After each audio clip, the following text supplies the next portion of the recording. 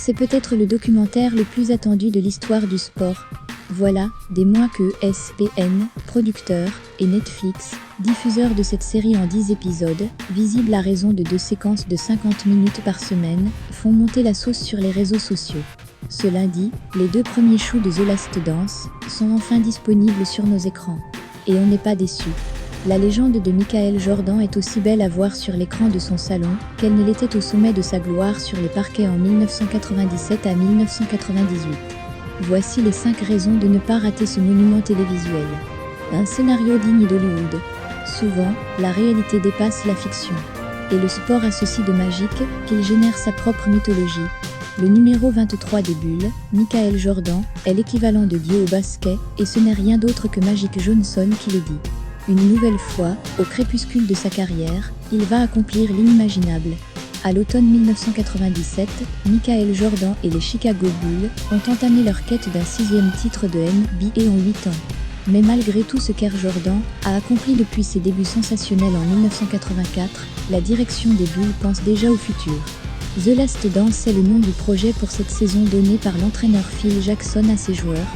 Le documentaire s'articule autour de ce dernier combat d'une équipe qui fait rêver le monde. Une dernière campagne sous haute tension, rythmée par les rivalités. Le dernier tour de piste des Taureaux de Chicago et de leur star mondiale. Il y a tous les ingrédients d'un bon film ou d'une bonne série. Des seconds rôles géniaux, un méchant, le manager général des Bulls, Jerry Krause, des adversaires mythiques comme Magic Johnson, Larry Bird, Isiah Thomas ou encore Clyde Drexler. Et même 2 présidents des États-Unis. De Mike à Air Jordan. Qu'est-ce qu'on a d'unique ? Michael, Steve Kerr, inoubliable porteur d'eau des Bulls, résume la différence entre Chicago et le reste du monde. À partir de 1984, MJ n'est plus simplement Michael Jackson, le king de la pop. Il a un concurrent qui vole au-dessus des paniers et conquiert lui aussi la planète.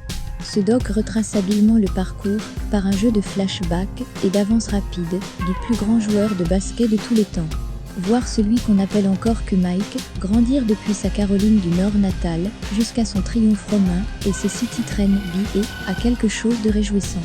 Du visage poupin du jeune Michael, alors si chétif du haut de son 1,55 m d'adolescent, jusqu'au corps musculeux d'athlète ultime de son apogée, on découvre un homme qui a d'abord construit sa réussite mentalement. Petit détail savoureux, il raconte même comment au tout début de sa carrière, il s'est enfui d'une orgie organisée par ses coéquipiers. Setup et jus d'orange, le secret de son succès ironise même un ancien coéquipier.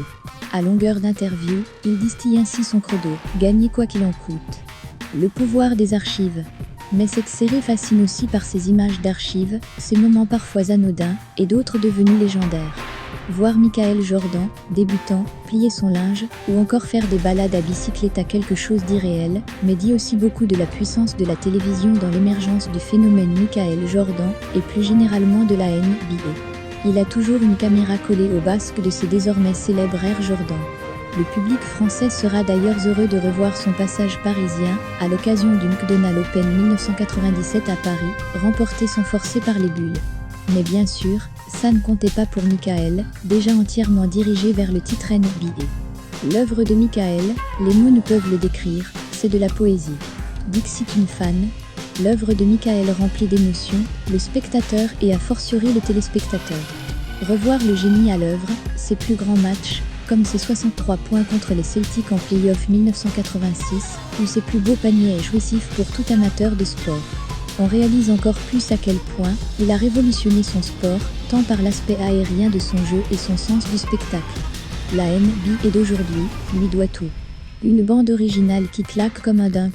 Pas de bon film sans bande son à la hauteur. Et ce Last Dance ne déroge pas à la règle, avec la fine fleur du hip-hop, qui accompagne à merveille les exploits du génie des parquets. De Nain en passant par Tribe Called Quest, ou de Noctibie Nature au Wu-Tang Clan, on en a pour ses yeux et pour ses oreilles.